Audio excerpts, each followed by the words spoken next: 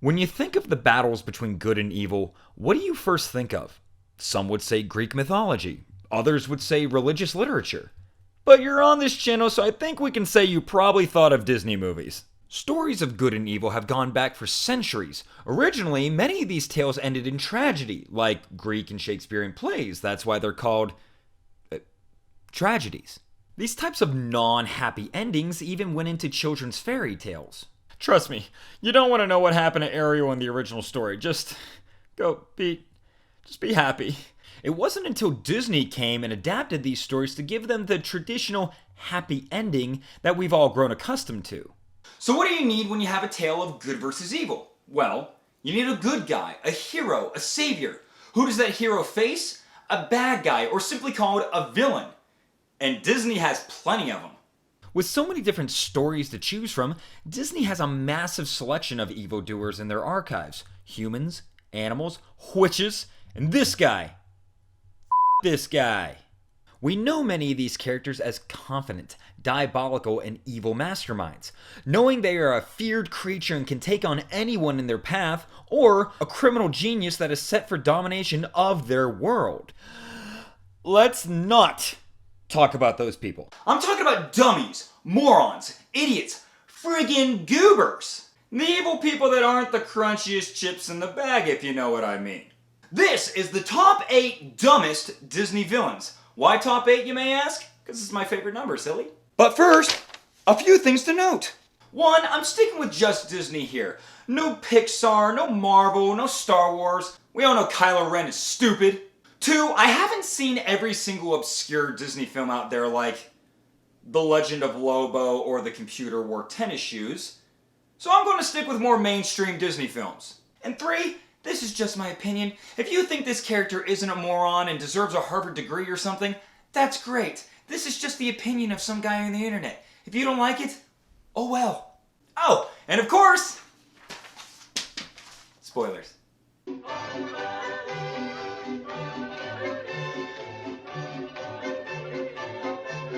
Number 8. Prince John from Robin Hood. Robin Hood isn't one of the most remembered Disney films out there. It was made during that weird time period where Walt unfortunately passed away, so they had to work on animated features without his magic touch. Some were considered quite excellent, while others... We've got you now, big boy. Yeah, no. I kind of put Robin Hood somewhere in the middle. It's not the worst thing that they ever made. The main theme is quite catchy and the main characters are likable enough. It just doesn't stand tall compared to the other classics. The main villain here is Prince John, who takes over the kingdom while his brother is at war. He puts unreasonable taxes on the townspeople, Robin Hood steals from the rich, gives to the poor, end of movie, roll credits. While he often shows his greedy, sinister side, Prince John isn't the brightest lion out there. He always gets thwarted by Robin Hood even when he knows he's coming. You can put that on the cunning nature of Robin, but I do put a bit of it on Prince John, especially when he doesn't listen to his right-hand man Sir Hiss, who seems to be the real brains of the pair. He's an immature thumbsucker that wants to have his way all the time and throws a fit when he doesn't. He does show the occasional sign of intelligence like figuring out one of Robin's disguises, so that's why I do have him a little low on this list. Wealthy, but dumb. This guy makes for one perfect trust fund baby. Mommy. Number 7.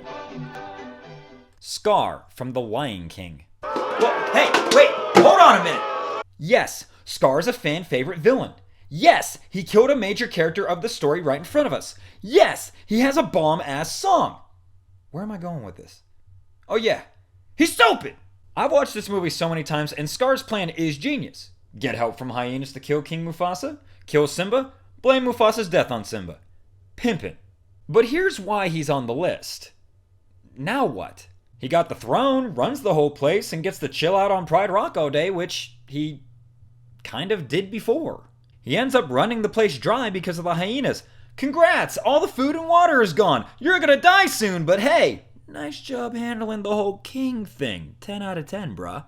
I know there's a deleted song that's in the Broadway show where he creepily swoons over Nala, but yeah, that doesn't change what he did here. He's a terrible king, and not just because he's a bad dude. Plus, how did one rainstorm bring everything back to normal? Never mind. Next. Number 6. Gideon from Pinocchio. Gideon is the feeble-minded, silent, right-hand man to Honest John in Pinocchio. I debated between him and Mr. Smee from Peter Pan because I believe they are both pretty similar. But I ultimately decided with Gideon because he's definitely the more simple-minded of the two. While Smee does seem to be a little more of a friendly fellow, Gideon isn't. He has a very smash-first mentality with the use of his giant hammer. Get your mind out of the gutter, would you? Honest John's schemes use more of a sly touch with wit and charisma. Gideon has neither of those things. He does an alright job playing along to the plan, but things can go sideways if he tries to think for himself. A moron with a hammer. No wonder my posters end up crooked. Number 5. I've been calling these characters many different names, like evil, vile, and diabolical, but this next villain is probably a first of its kind. A boy. Gaston's the type of guy that uses the magic mirror to send dick pics to Belle and ask you up at 2 in the morning. The type of guy that just can't take a hint or simply a no. While that does make him frightening and dangerous, especially considering a real-life perspective, that also does make him a dumbass. His misogynistic views towards Belle, that when they marry, all she's good for is to cook, rub his feet, and take care of the children, are repulsive and massively ignorant. How dare you, sir! Belle would never do those things! She's living in a castle where people do all that stuff for her. While easily his biggest talent is hunting, which definitely takes some skill, not being able to read a book without any pictures in it doesn't help your case there, bucko. And after all that, he ended up ghosting Belle, left her on red. What a boy. Number 4.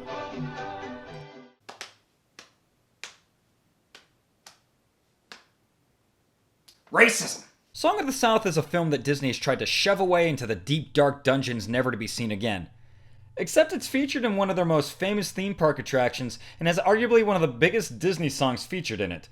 But other than that, not many people know or even have seen this movie, and I'm not going to get into on why it isn't racist, but there is a character from it that does belong on this list.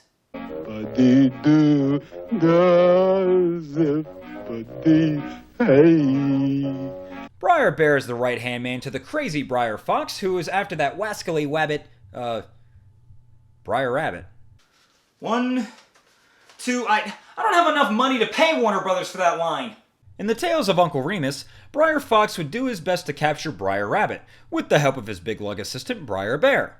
The stories would usually go that Briar Rabbit gets himself into a bit of trouble, gets caught by Briar Fox, the clever rabbit would then trick the fox and the bear to escape their clutches to live another day. While Briar Fox is the one that makes all the plans to trap our cunning hero, Briar Bear seems to always be the one to find a way to screw it up, even singing along and having a good time with the good old sly rabbit. He's a bit of a brute, but likable. However, he is guilty by association. As much as he screws up Briar Fox's plans, that can't excuse him from being considered a villain. So why the film is racist is really just because, ran out of time on this one. Next! Number 3.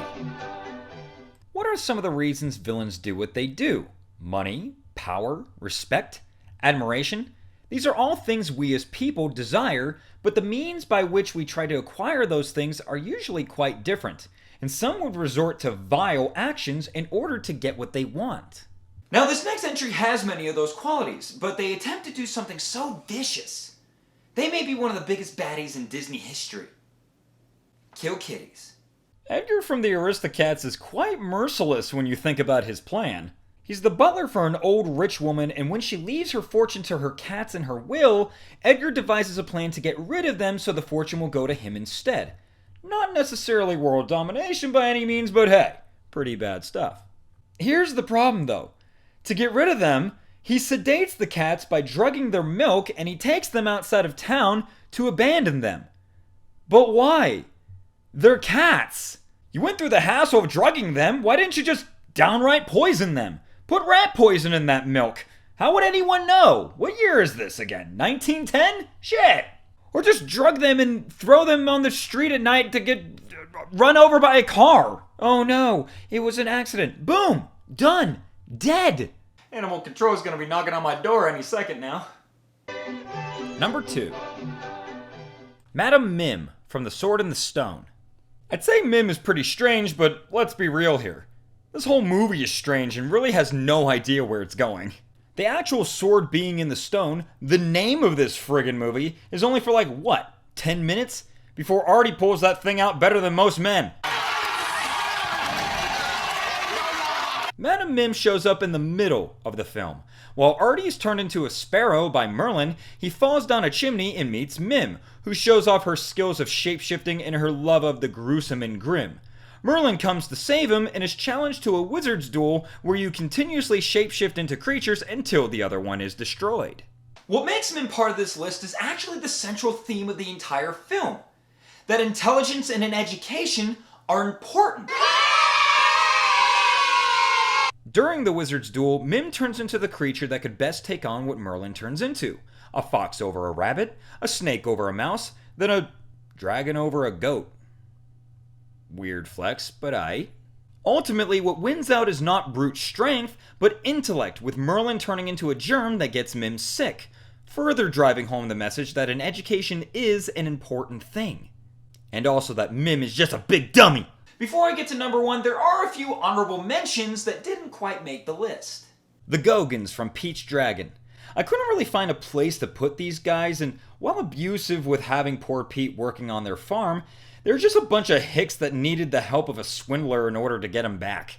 Mr. Smee from Peter Pan. As I said before, I debated between Smee and Gideon for this list, and Gideon ultimately won out. I felt there was a bigger combination of idiotic behavior and villainy in other characters that I just couldn't find a spot for him. Hey Dickie Poo, you think you could, gotta move on with finishing this list? It's way too freaking long! And finally, the number 1 dumbest Disney villain is Willie the Giant from Fun and Fancy Free. Willie is the monstrous, dim-witted giant in Mickey and the Beanstalk, one of several stories found in the collection film Fun and Fancy Free. The story starts in the town of Happy Valley, where a magic harp sings to make everything thrive. When Willie steals the harp, the valley becomes desolate. Desperate for food, Mickey and his friends sell their cow for magic beans. The beanstalk grows and reaches a castle in the sky, housing an abundance of food and, of course, a giant. Like Madam Mim, Willie is a shapeshifter. Disney seems to like these types of magic characters for some reason. The doofus giant nearly gets fooled by our heroes by asking him to turn into a wee little fly before grabbing a fly swatter, but instead turns into a... sure. They manage to steal the harp and Willie chases them, he falls down the beanstalk, dies, roll credits. I already used that joke, didn't I? So why is Willie number 1 over Madam Mim? They seem pretty similar. They both have the same power to turn into anything, right? Except Willie wasn't having a wizard's duel facing off against another shapeshifter. He was chasing small beings. Do I say beans and beings the same way? Beings. Beings. Instead of being the big lug that he is, why not turn into a hornet? Or a hawk? Something. You could have chased these guys so much faster, instead you went all... Hee-hi-ho-hum, hee-hi-ho-hum. Thank you. I know in things like Mickey's Christmas Carol, they use him as more of a fun-loving simpleton than a bad guy, but that's a 10-4 no in my book, buddy. So that was my top 8 dumbest Disney villains, and what did you guys think? Did you think there were ones that shouldn't have been on there, or ones that you would have put on there instead? Let me know in the comments below. On a serious note, thank you guys so much for not only watching this video, but for watching this channel. I recently surpassed 100 subscribers, and I know that's not a lot in the YouTube world, but that's a lot to me. I remember when I only had around 10 subscribers, and I'm growing, and I really hope that I can continue to make quality content for you guys that you really like to enjoy, and hopefully get my product, I guess you could say, out there. So thank you guys so much for continuously supporting me, watching my videos, sharing these, liking these, and everything like that. Thanks, everybody!